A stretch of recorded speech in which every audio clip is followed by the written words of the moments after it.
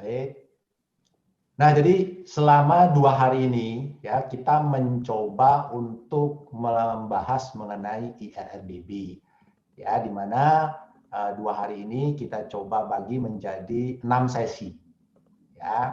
Sesi yang pertama itu mengenai pendahuluan ya, pendahuluan itu mencakup bagaimana yang namanya IRRBB itu, kenapa IRRBB itu diperlukan ya, bagaimana sejarahnya ya, kenapa sampai muncul yang namanya IRRBB dan apa saja cakupan-cakupan dari IRRBB ya, kira-kira seperti itu ya, regulasinya seperti apa sampai dengan nanti tahun 2016 di mana OJK menetapkan sebagai aturan yang harus disubmit ya secara kuartalan ya oleh bank-bank di Indonesia, khususnya bank buku 3, buku 4 ya, dan juga foreign banks ya, seperti itu.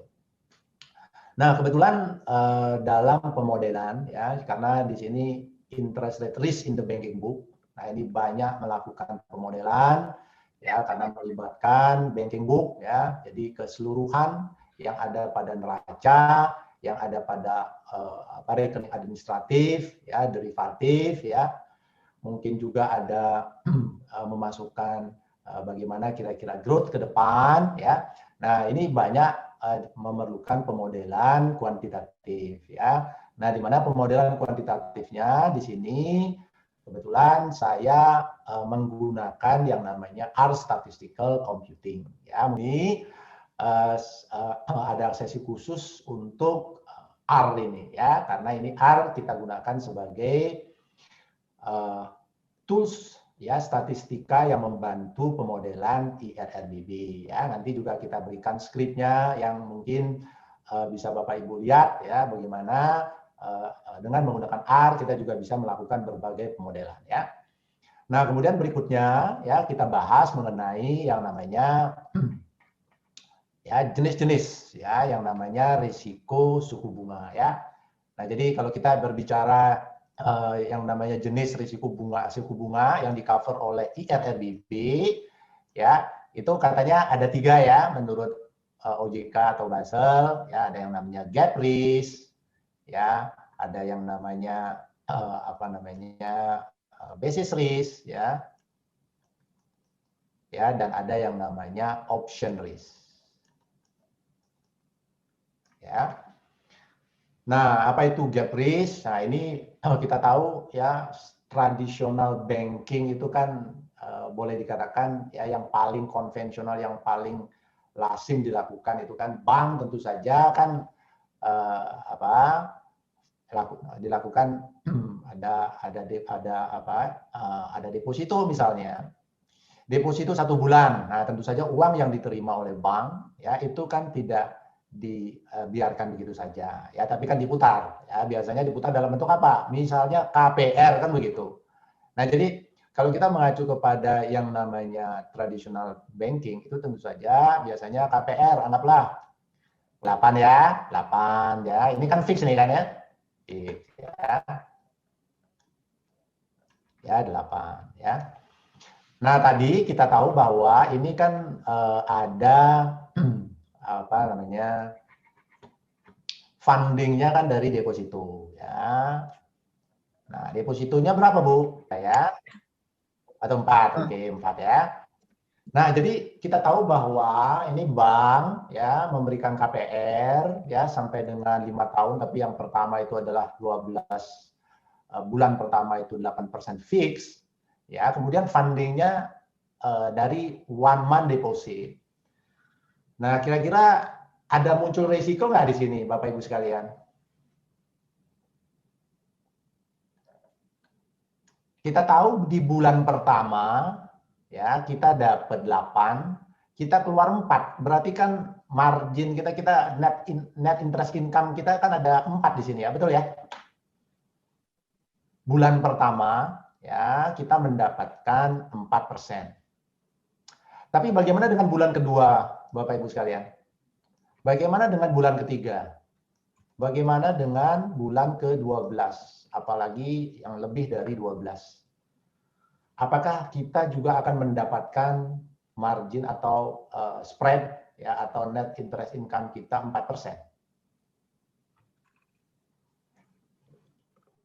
Nah, kita tahu ini adalah deposito 1 bulan. Ya, untuk yang di sini, apakah ini sama dengan 4%, Bapak Ibu sekalian? Apakah sama dengan 4%? Belum tentu ya, Bu Esther ya. Iya. Bisa saja 4, bisa. Tapi bisa juga 5, bisa juga 3. Bisa juga yang lain, kan begitu. Coba bayangkan kalau misalnya suku bunga tiba-tiba naik, bukan 4 sekarang, tapi 5. Kalau ternyata 5, berarti margin kita di bulan kedua itu berapa? Spread kita menjadi 3%. Bayangkan kalau tahun 1998, ya, 1998, ya tahun 98, ya saya masih ingat SBI pada saat itu, ya itu 70%, Pak. Bisa dibayangkan tidak kalau misalnya ini naik menjadi 70% gitu ya, satu bulan itu ada 70, ada 60, berapa? Ya, margin atau spread kita di sini. Kita ya mendapatkan yang namanya net interest margin yang negatif. Betul ya Bapak Ibu sekalian? Betul ya? Bayangkan jangankan 70%, ya. 10% atau 9% saja sudah negatif kita. Nah, itulah yang namanya resiko yang ada pada ya traditional banking kita seperti ini, yang mana biasanya apa? Lending jangka panjang, ya, kemudian fundingnya jangka pendek, ya Bapak Ibu sekalian ya. Nah, jadi di sini terlihat ada mismatch. Nah, ini yang dinamakan gap di sini. Ya, gap itu menurut Basel itu ada 2. Ya, ada yang namanya repricing, ya, ya, dan ada yang namanya yield curve. Nah, jadi di sini kita lihat bahwa ada kemungkinan time deposit itu di-reprice dengan suku bunga yang berbeda dan bisa berdampak negatif terhadap net interest income dari bank. Nah, inilah yang dinamakan repricing risk. Ya, masuk kategori interest rate risk. Karena ini adalah bukan trading yang dilakukan di treasury untuk jual beli jangka pendek mendapatkan keuntungan, tapi KPR dibiarkan sampai jatuh tempo, ya begitu juga time deposit. Karena itu bukan masuk kategori trading, tapi masuk kategori banking book. Karena itu dinamakan IRRBB, interest rate risk in the banking book. Tapi ini baru salah satu saja ya Bapak Ibu sekalian. Ini yang dinamakan repricing ya risk. Ya, ada lagi yang namanya gap itu yield curve risk. Ada lagi yang namanya basis risk. Ya, basis risk itu maksudnya apa? Basisnya berbeda. Sama-sama floating, tapi satunya LIBOR, satunya cyber, satunya LIBOR, satunya treasury bills misalnya. Nah, itu yang dinamakan basis. Ya, basis juga ada 3 macam ya selain reference ya. Ada juga yang namanya tenor ya, 1 month LIBOR beda dengan 3 month LIBOR ya. Begitu juga kalau misalnya 1 month US dollar LIBOR beda dengan 1 month ya sterling LIBOR misalnya ya. Jadi ada 3 basis juga yang muncul ya, ini bagian dari IRRBB. Nah, selain itu, ya, yang juga seperti tadi yang saya katakan, ini memerlukan pemodelan. Nah, ini ada yang namanya option. Option itu ada 2. Ada yang namanya automatic option risk. Ada yang namanya customer atau behavior, ya. Nah, kalau kita bicara automatic option risk, ya, mungkin Bapak Ibu pernah mendengar tidak yang namanya callable bond? Bapak Ibu mungkin pernah mendengar callable bond? Ini callable bond, ya, ini adalah obligasi yang ada fitur optionnya, ada fitur call optionnya, ya, di mana issuer dari obligasi itu bisa callback, ya artinya dia bisa membeli kembali obligasi yang diterbitkan. Ya. Nah, karena sifatnya option, option itu apa? Apa yang membedakan option dengan non-option instruments? Mungkin ada yang memberikan komentar? Ya, kalau kita bicara non-option, ya misalnya transaksi forward, FX forward, ya atau FRA misalnya. Nah, ini adalah komitmen yang dilakukan. Misalnya Bank Mandiri, ya Pak Ferry beli dolar terhadap rupiah, ya jangka waktu untuk berapa lama? 1 bulan. Dengan kurs berapa? Dengan kurs misalnya 15.000, ya omong kosong ya. Maka artinya dalam 1 bulan mendatang, ya Pak Ferry itu sudah berkomitmen, ya berkewajiban untuk melaksanakan transaksi itu. Kalau Pak Ferry beli dolar, itu harus deliver rupiah, kira-kira begitu. Ya, karena 1 dolar sama dengan 15.000 berarti deliver, kalau 1 juta dolar berarti 15 miliar. Ya, nanti diharapkan nanti akan mendapatkan US dollar account-nya nambah 1 juta US dollar. Nah, kalau yang namanya option itu bukan komitmen, tapi contingent, ya artinya itu kita pembeli dari option itu diberikan hak, bukan kewajiban. Nah, jadi kalau kita bicara misalnya saya buy dollar call, ya rupiah put dengan strike 15.000 misalnya. Nah, sekarang apakah 1 bulan kemudian, ya itu ada delivery yang tadi dilakukan seperti Pak Ferry tadi, deliver rupiah kemudian akan menerima dolar. Nah, belum tentu, ya karena tergantung yang namanya pembeli, ya. Pembeli itu bisa menggunakan haknya, ya bisa juga tidak menggunakan haknya. Ya, pada saat seperti apakah digunakan hak? Hak itu digunakan pada saat ya tentu saja menguntungkan, sama seperti asuransi. Jadi kalau kita melakukan misalnya saya memproteksi misalnya mobil saya, caranya bagaimana? Saya beli asuransi. Ya, itu mirip seperti option. Saya beli option. Ya, di mana kalau saya membeli option artinya saya membeli proteksi. Ya, proteksi di mana tentu saja apabila saya diuntungkan, ya maka saya akan melakukan eksekusi tadi. Ya, tapi kalau saya tidak diuntungkan, maka saya tidak melakukan eksekusi tadi. Sama seperti kalau saya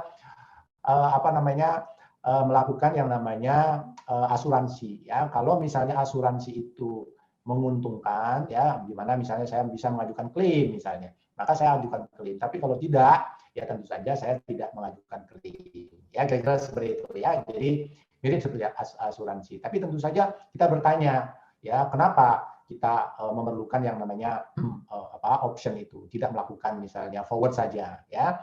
Nah, ini adalah kelebihan dari option, di mana option mempunyai yang namanya fleksibilitas. Apa itu fleksibilitasnya?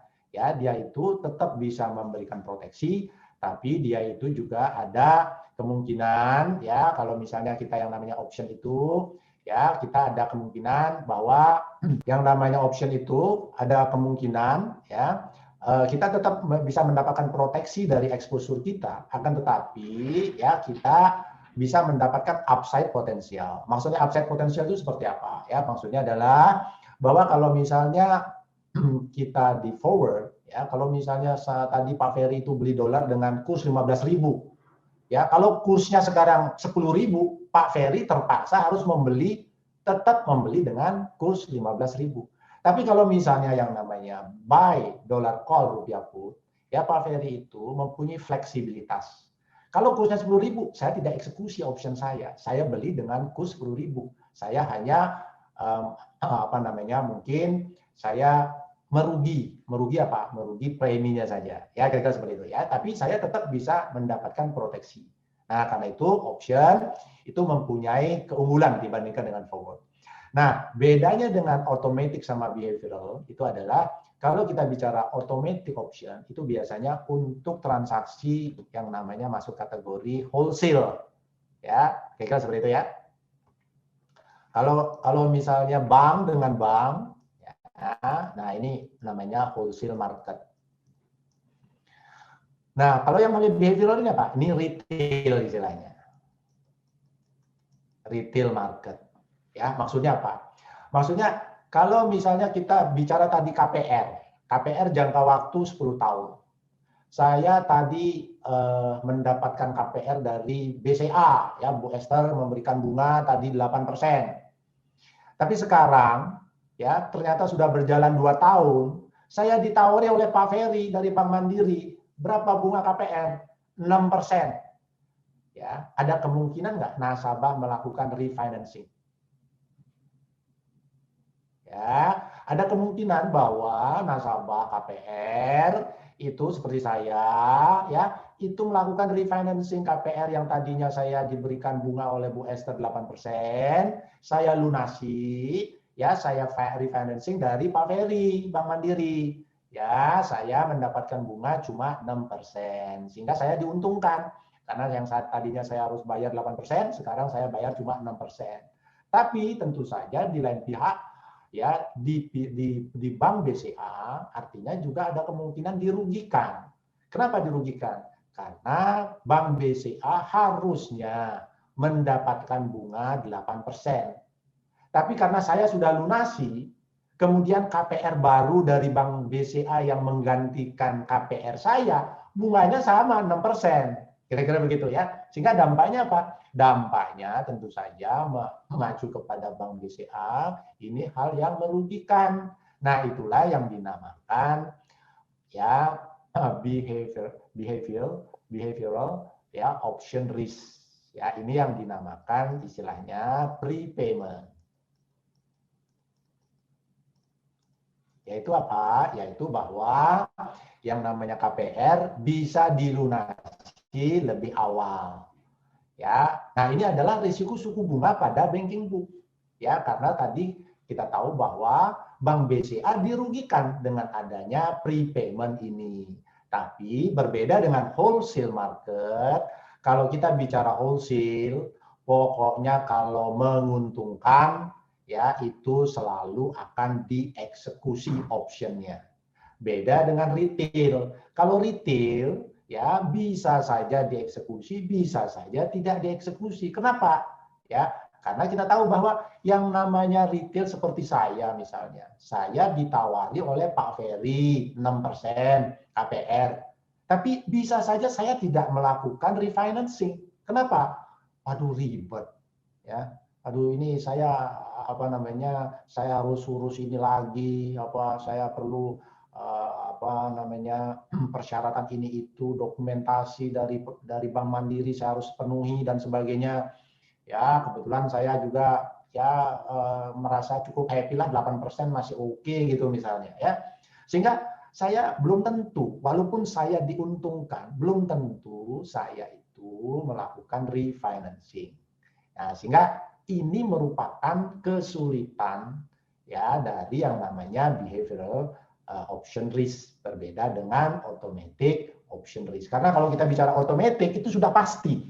Kalau nilai ekonomisnya menguntungkan, maka pasti akan dieksekusi. Tapi kalau tidak menguntungkan, tidak akan. Nah, berbeda dengan behavioral ya.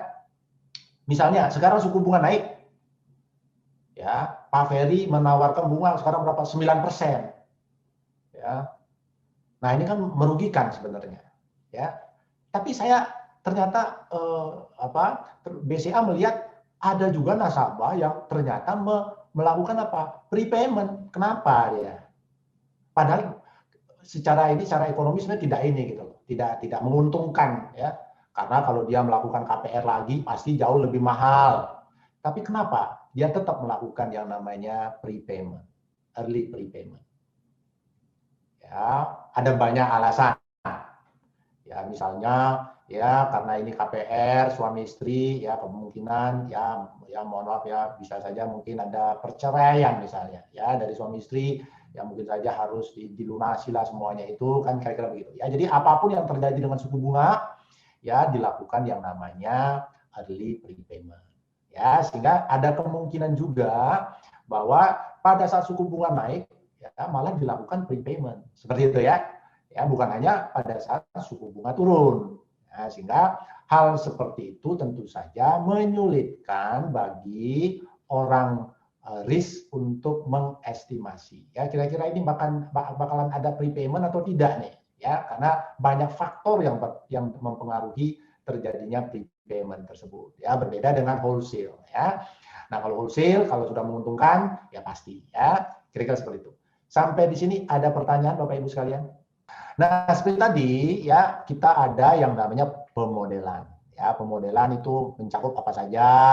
Ya, nah ini ada pemodelan mengenai apa? Mengenai yang namanya apa? Prepayment tadi.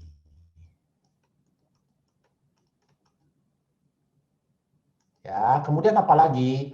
Ada lagi yang namanya time deposit. Ada kemungkinan dilakukan redemption, dilunasi apa? Ditarik lebih awal. Ya, nah ini ada lagi nih time deposit, redemption rate. Nah, kita memerlukan pemodelan. Selain itu, ada yang namanya kasa, tabungan, giro. Ya, nah ini masuk kategori yang namanya ya non maturity deposit. Nah, NMD. Kita perlu mengestimasi. Yang namanya tabungan, ya secara teori itu bisa ditarik kapan saja. Yang namanya giro, secara teori itu bisa ditarik kapan saja. Tapi kan kita tahu bahwa besok, ya walaupun secara teori bisa ditarik, tapi kan ternyata tidak ditarik. Ya, malah tabungan di Bank BCA, di Bank Mandiri, di Bank BSI, di Bank Sumut itu malah naik terus gitu loh. Ya, berarti nggak make sense dong. Kalau kita asumsikan yang namanya tabungan, ya itu semuanya masuk overnight. Betul ya, Bapak Ibu sekalian ya? Ya karena kan banyak sekali ya nasabah-nasabah dari bank itu yang tidak menarik dananya malah menambah dananya ya, bukan ditarik malah ditambah dananya ya di tabungan ya, sehingga ya saldo dari tabungan dari waktu ke waktu naik misalnya. Tentu saja kita perlu sekarang ya mengira-ngira ya, kira-kira yang namanya ya tabungan giro itu kira-kira nanti kita masukkan ke time bucket yang mana. Ya, karena di sini menurut mengacu kepada OJK ya itu time bucket-nya itu ada 19 time bucket. Ya, nah ini sampai dengan berapa ini ya? Sampai dengan 30 tahun atau 20 tahun saya lupa ini ya. Nah, ini ada overnight dan seterusnya. Nah, itu banyak sekali nih. Pertanyaannya nanti yang namanya time deposit itu kita masukkan di mana gitu. Di sini, di sini, di sini atau di sini misalnya ya, seperti itu. Nah, kita perlu melakukan pemodelan.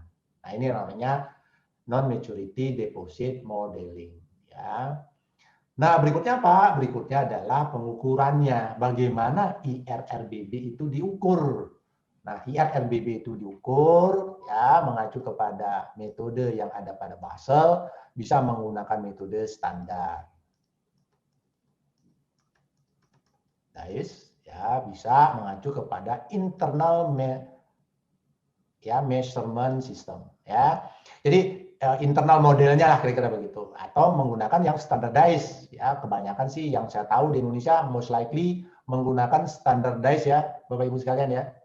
Ya, di mana di sini sudah diberikan oleh OJK ya bahwa pengukurannya harus menggunakan yang namanya short term, menggunakan yang namanya delta NII, long term ada yang namanya delta EVE.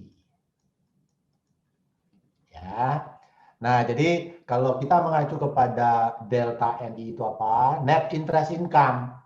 Ya, perubahannya seberapa besar? Mengacu kalau yang namanya suku bunga yield curve itu berubah.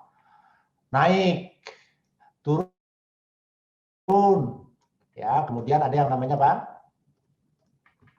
Ya, melandai atau ya apa istilahnya? Flatten atau apa istilahnya menaik gitu ya. Ya, jadi ada flatten ya, ada steepen gitu. Atau ada yang namanya short rate-nya yang diturunkan. Nah, ini short rate yang diturunkan. Atau ya apa namanya short rate-nya yang dinaikkan. Nah, seperti itu ya. Jadi ada 6 senario yang sudah distandarisasi oleh OJK, oleh Basel yang bisa kita aplikasikan bagaimana dampak risiko suku bunga kalau misalnya 6 shock scenario tadi itu diaplikasikan ke portfolio banking di bank kita. Nah, ini yang dinamakan delta NII dan EVE.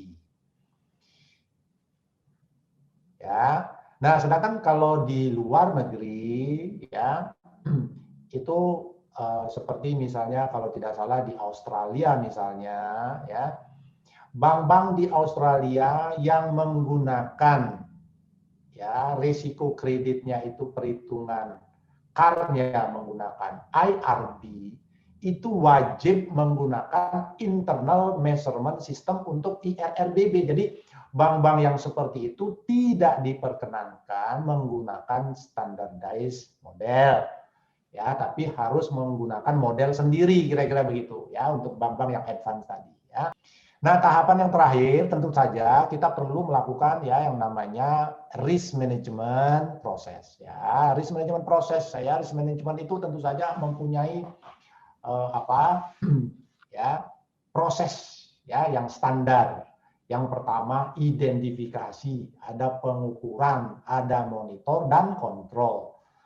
Ya, jadi kita perlu melakukan pemonitoran ya karena ada kemungkinan ya yang namanya risiko suku bunga itu bisa mengakibatkan kerugian yang besar. Karena itu biasanya dikontrol ada limitnya. Ya, mungkin perlu melakukan yang namanya hedging di sini. Ya, sehingga di sini memerlukan yang namanya apa? Monitor dan kontrol. Ya, kalau misalnya terlalu besar risikonya, mungkin kita hedge. Ya, hedgingnya bagaimana? Ya, bisa dengan cara adjust dari balance sheet kita misalnya. Atau off balance sheet misalnya. Nah, cuma ini costly ya, biasanya ini costly. Ya, yang paling sering dilakukan adalah dengan menggunakan yang namanya transaksi derivatif. Ya, nah ini derivatif yang berhubungan dengan suku bunga apa saja. Ya, mungkin ada obligasi. Yang berhubungan dengan ini yang biasanya ini adalah interest rate swap. Ya, atau mungkin FRA. Ya. Nah, kemudian ada lagi yang lain nggak? Ada yang namanya caps, ya, ada yang namanya floor, ya, ada yang namanya swaption misalnya, ya. Nah, jadi banyak alternatif yang bisa digunakan, ya, how to control interest rate risk in the banking book. Nah, kira-kira seperti itu, Bapak Ibu sekalian, yang akan kita bahas selama 2 hari ini. Ya, sampai di sini mungkin ada pertanyaan, Bapak Ibu sekalian. Nanti kalau sudah masuk, ya. Nah, ini ada istilahnya menu atau IRRBB app ya, yang mana ada menu 1, 2 sampai 7 ya, yang mana bisa kita mendapatkan misalnya untuk behavioral analysis dari pemodelan ya, misalnya menggunakan R ini seperti apa ya. Ya, lengkap dengan source code-nya. Jadi Bapak Ibu bisa melihat sebenarnya dalam ini misalnya ya untuk ya pemodelan untuk mortgage misalnya ya. Nah, ini ada outputnya, kemudian ada source code-nya di sini. Bapak Ibu bisa lihat dengan cara mengklik properties ya. Kemudian Bapak Ibu bisa lihat di sini R code-nya, R script-nya ya. Nah, jadi dengan menggunakan R ya kita bisa melakukan pemodelan IRRBB ya dari awal sampai akhir kira-kira gitu ya. Ya, jadi Bapak Ibu yang mungkin bisa melihat bagaimana yang namanya aplikasi ini, ya mungkin Bapak Ibu bisa lihat di sini ya. Nah, ini ada rangkuman dari aplikasi ini. Walaupun mungkin hanya terbatas ya, hanya mungkin beberapa halaman saja yang diberikan di sini ya. Nah, kira-kira seperti itu ya. Sampai di sini ada pertanyaan sebelum kita lanjut dengan pembahasan ya bagian yang pertama.